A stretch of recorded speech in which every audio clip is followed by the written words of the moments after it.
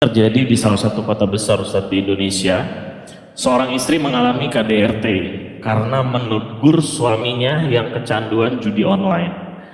Dan mengenai judi online ini juga Indonesia merupakan salah satu negara terbanyak yang kecanduan judi online. Nah ini dalam kondisi ini pendapat antum gimana Ustaz? Tafadhol Ustaz. Ya, kita mungkin jawab dari dua sisi ya. Ya. Sisi yang pertama, memang judi ini hukumnya haram dalam Islam. Tidak ada satupun pendapat ulama yang berselisih dalam masalah ini. Bahkan masuk dalam kategori dosa besar. Allah Subhanahu wa taala sebutkan dan setarakan antara judi dengan khamr dalam surah Al-Maidah surah nomor 5 ayat 90 sampai 91, tapi juga dikuatkan dengan ayat 92-nya. Allah Subhanahu wa taala menjelaskan di situ, ya ayyuhalladzina amanu innamal khamru wal maisir wal ansabu wal azlamu rizqun min amali syaitani fajtanibuhu la'allakum tuflihun. Hai orang-orang beriman, ketahuilah, pelajarilah dan yakinilah bahwasanya minuman keras itu atau obat-obat terlarang masuk dalamnya narkotika serta judi juga mengundi nasib dan menyembelih untuk berhala-berhala adalah perbuatan syaitan, maka jauhilah agar kalian termasuk orang-orang yang beruntung. Ayat 91-nya, innama yuridu syaitanu an yuqi'a bainakum al-adawata wal baghdha fil khamri wal maisir wa yasuddukum an dzikrillahi wa 'anis shalah fa hal antum muntahun. Sesungguhnya syaitan benar-benar menunggangi perjudian, minuman keras dan perjudian itu untuk menjauhkan kalian dari zikir kepada Allah dan juga salat. Maka apakah kalian siap untuk berhenti? Di saat ayat ini, ayat 91 turun surah Al-Maidah, waktu itu para sahabat begitu turun spontan, langsung mereka memecahkan kendi-kendi khamr mereka sampai kota Madinah dibasahi semua tanahnya itu dengan khamr. Nah ini ayat yang sangat jelas tentang larangan masalah judi. Jadi memang subhanallah sudah menjadi rahasia umum juga ya. Kalau judi itu dari 10 kali seseorang ikut, mungkin dia 1 kali menang, yang 9-nya bandarnya yang menang. Itu sudah rahasia umum, semua orang tahu. Tapi subhanallah, memang sebagaimana Allah sebutkan, syaitan memang menunggangi kedua hal ini. Dan sebagian ulama mengatakan karena kedua ini bisa membuat orang lupa daratan dibandingkan dosa-dosa lain. Minum khamr misalnya, atau obat-obat terlarang, dalam kondisi tadinya dia belum menyentuhnya, sudah cukup untuk dia meninggalkan hal-hal yang mungkin umum orang tahu seperti membunuh, memperkosa. Dia tidak lakukan kalau tidak mabuk, tapi di saat mabuk dia bisa lakukan semua itu. Sama juga dengan judi. Mungkin dia tidak mabuk pada saat judi misalnya, apalagi kalau dia gabungkan keduanya dia lebih buruk lagi. Tapi kalau misalnya ada orang main judi tapi dia tidak mabuk, cuma karena judi ini membuat orang ketagihan, maka secara otomatis dia bisa melakukan kriminal-kriminal yang besar seperti mencuri, membunuh demi untuk menang judi. Itu semua yang terjadi ya. Padahal sebenarnya semua itu punya penipuan, umumnya penipuan. Makanya Allah mengharamkan masalah ini. Lalu di ayat 92 Allah mengatakan wa'ati'ullaha wa rasul ya wahdharu, dan taatlah kalian kepada Allah dan Rasul dan hati-hatilah ya. Jadi harus berhati-hati, kalau dilarang jangan lagi dilakukan. Jadi memang ini tidak boleh dalam Islam, tidak ada pintunya, tidak ada celahnya. Bahkan kalau ada orang yang cuma mengatakan kepada temannya, ayo saya ajak kamu berundi, seakan-akan ajak main judi saja, sudah cukup dia harus menebus dengan bersedekah kepada atau di jalan Allah Subhanahu wa taala, karena ini tidak boleh. Ini tidak boleh sama sekali. Jadi ini masalah hukum judi dulu, tidak boleh. Jadi sang suami di sini keliru karena dia melakukan pelanggaran agama. Sang istri menegur benar. Ya, karena dia mengingatkan, punya kewajiban amar ma'ruf nahi munkar kalau dia mengetahuinya. Cuma tadi saya bilang saya akan jawab dari dua sisi. Sisi si istri, walaupun dia benar suaminya yang berbuat salah, tapi perlu dipelajari juga tata cara dan metode yang tepat untuk menasehatin orang. Makanya kata Nabi SAW, rahimallahu mri'in khataban nasu ala hasbu uqulihim. Semoga Allah merahmati seseorang hamba yang mengajak bicara orang lain sesuai dengan level akalnya.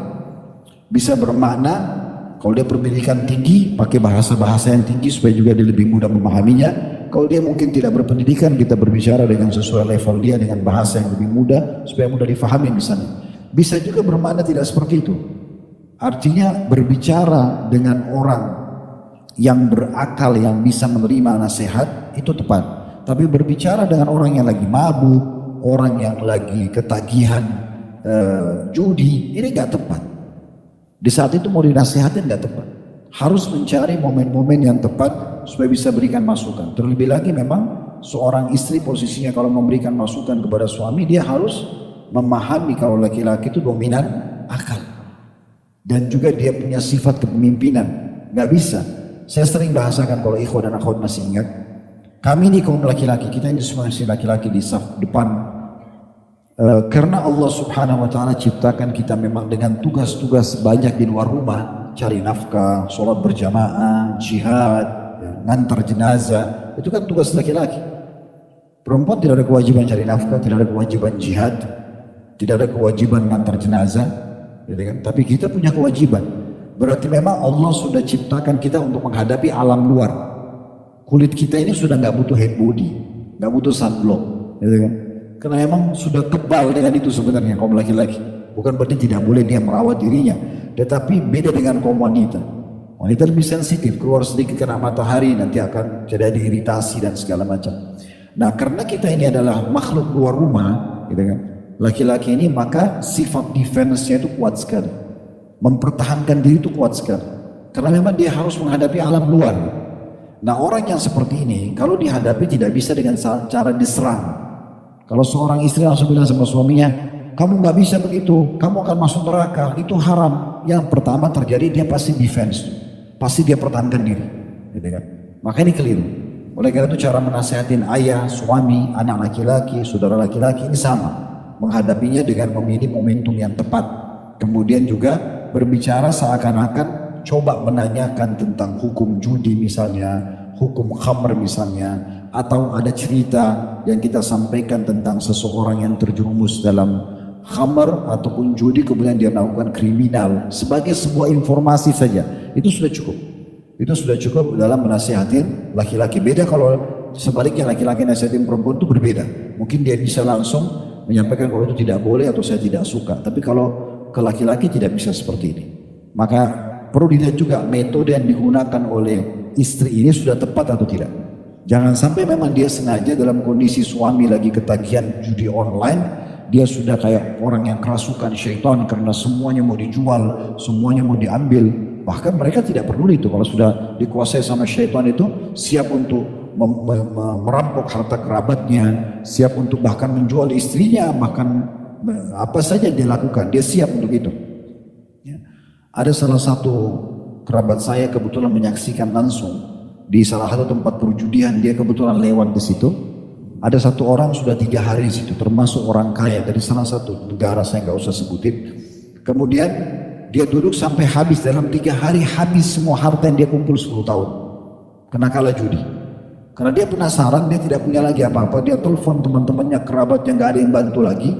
Maka dia tetap duduk di meja itu, lalu dia bilang sama orang yang lagi siap untuk membantu dia judi. Orang itu sudah mengatakan, pergilah, kau sudah tidak punya harta. Dia bilang, saya akan pergi dan saya mulai hari ini saya tidak akan berjudi lagi. Kata dia, nggak mungkin, kata orang itu, nggak mungkin, kata yang di kasinonya itu, nggak mungkin. Saya lihat kamu orang ketagihan seperti ini. Dia bilang mungkin. Lalu dia ambil 2 buah pulpen, ditusuk matanya sendiri sampai dia buta. Itu sepupu saya, keluarga saya kebetulan lihat sendiri dengan mata kepalanya. Jadi dia bilang terus, dia bilang karena dia buta, dia akan tertarik lagi untuk melakukan judi tersebut. Jadi sampai pada level seperti itu. Mereka lupa daratan. Berapa banyak kasus yang sampai kepada kami, orang kena narkotika, karena judi, betul-betul habis barang di rumahnya. Istri anaknya sudah tidak dipedulikan lagi mau makan apa. Ya, dan luar biasa, banyak sekali efek-efek yang seperti Allah SWT sudah mengatakan tadi dalam surah Al-Ma'idah. Nah, tetapi di sini tetap saja nasihat yang diberikan masukan harusnya di waktu yang tepat. Seperti misalnya memang dia lagi kehabisan barang atau dia lagi tidak berjudi, kemudian diberikan masukan, maka itu jauh lebih baik insya Allah. Tinggal masalah poin, apakah perbuatan ini salah pada saat si suami memukul istri terjadi KDRT karena nasihatin judi online? Tentu saja. Di sini mutlak 100% yang salah sang suami, dia tidak punya hak. Orang memberikan masukan, subhanallah, ada kadang-kadang manusia begitu ya, diberikan masukan positif bukan dia berterima kasih, malah dia respon negatif ya. temannya berikan masukan, pasangannya berikan masukan, anaknya kah, orang tuanya kah, malah dia serang balik. Orang seperti ini tidak akan dapat hidayah. Karena dasarnya dia mempertahankan keburukan yang dia lakukan. Ya, semoga Allah SWT menolong saudara kita ini ya yang sedang terikat atau kecanduan judi agar dia meninggalkan, karena ini haram dalam agama Islam. Dan semoga juga insya Allah rumah tangganya tetap dilanggengkan. Allah membuat ya masalah KDRT ini berhenti juga, dan begitu juga semua rumah tangga yang sedang menghadapi permasalahan